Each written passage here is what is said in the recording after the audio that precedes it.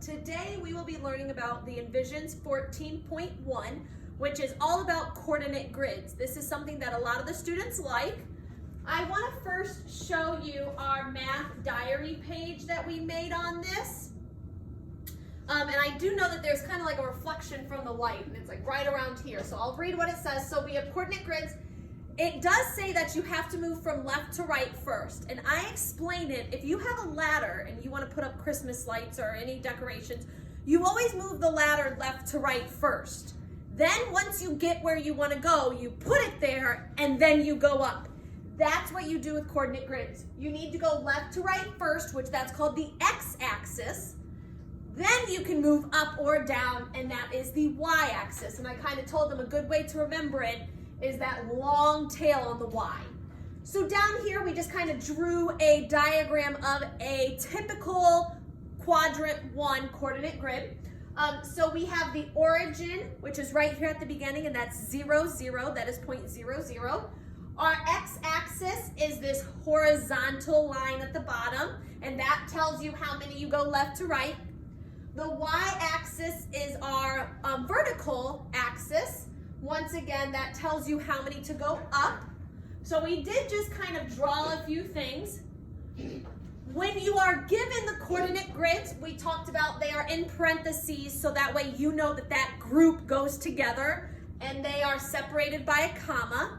The number that goes first is your x-axis, because remember, that's how many you go over. So for this one, I would go over to 3.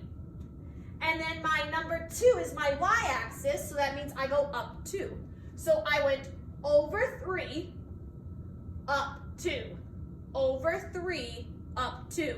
One thing that I haven't seen in a while, but it has shown up in the past, is that the students needed to know the quadrants. So we don't go into much detail about this because most 5th grade is primarily just here in quadrant 1.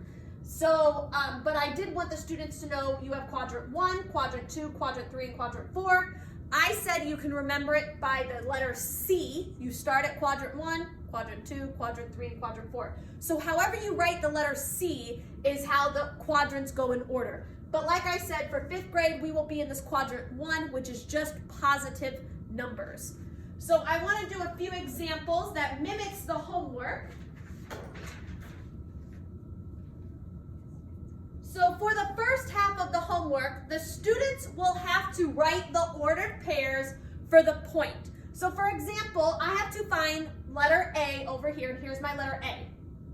So I have to count how many I go over. So here I went over 1 space, and then I went up to number 4. So sometimes the kids have a hard time kind of remembering where they're at. So here 1, you can drop down and go, okay. Always go up and always look at this x-axis first.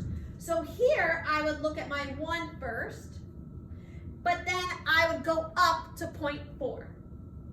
So I would go over to 1, up to 4, and there is my letter A. Letter B is right here. I would go over to 2, so that's my first number. I go over to the right 2, and then I go up 3, and I can see my number 3 right there. So I went over to 2, up to 3. So this point is 2, 3. Now C is right here. For C, I went over 1 and then up 1. So I can see that this is where they connect. Over 1, up 1. So this one just looks like 1, 1. Now D is over here. For D, I would go over to the number 3, and then so I would go over to the number 3 first. So picture your ladder, you walk over to the number 3, and then you go up 2 flights. So I would go over 3, because that's where I'm at right here, and then I would go up to the number 2. Right there, I can see that that's the number 2. So I would go 3, 2. I have seen students kind of line it up with Post-it notes before. So for E, I have seen students, so this is E right here. I have seen students do this, so then they can see, okay, I'm at 3 and I'm at 4. I went over 3, up 4. Over 3, up 4. So that is another way. Some students highlight, but it gets a little crazy because you're going to have highlights everywhere. So F is kind of interesting. For F, I would go over to the number 3. So I would go over to the number 3, but do you see how you don't actually go up anything? So for this, you still would go over to the number 3, but then you actually don't move. Your ladder just stays right there and you're not going up it. So this is actually the point 3, 0. You are on the x-axis because you just went over to 3 and you didn't actually go up anything. So on this one, you will be sitting on the x-axis. You did not go up the y-axis. It is 3, 0. You went over 3 and you went up 0. Now down here, they want us to look at this point and write down what letter that matches. So this is point 4, 2. So I'm going to go over here and I'm going to look. Okay, so it was point 4, 2. So I'm going to go over to 4, so that's right here. And now let's go up to number 2. So I need to bring that together. So here's 4, here's 2, and that is point G. So down here on my paper, I will write point G. Now this is 3, 1.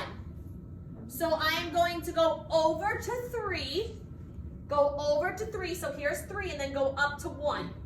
Here's my number 1, here's my number 3. So go over to 3, up 1, and that's the letter H. So I'm going to write that one down. Now this is 5, 4. So I'm going to go over to 5, once again, go over to 5, and then up 4. 1, 2, 3, 4. And you can kind of count the lines if you need to. 1, 2, 3, 4, 5.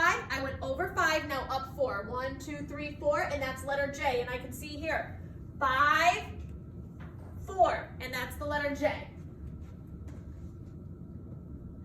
Now my very last one is the point 2, 2. So I need to go over 2, up 2.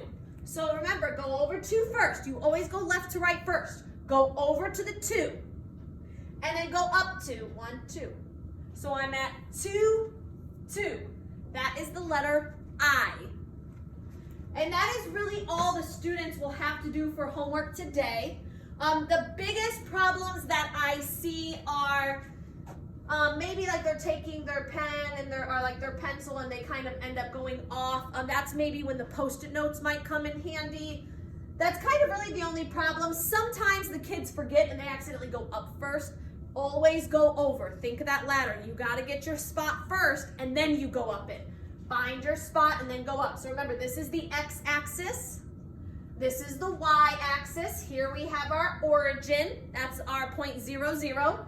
You always do the x-axis first. So 3, 2. The 3 is my x-axis. That's how far over to the right I went. And then the 2 is my y-axis. That's how high up I went. So you always do x, y. Always, always, always. So just as a review, always, your x always comes first and then your y. We did talk about if you flipped that, it is not the same. If you flipped those, it is not the same because then you would have over 2, up 3 and my point would be there. It would not be the same. You cannot flip these. This is not interchangeable. 3, 2 has to be over 3, up 2. You cannot reverse them.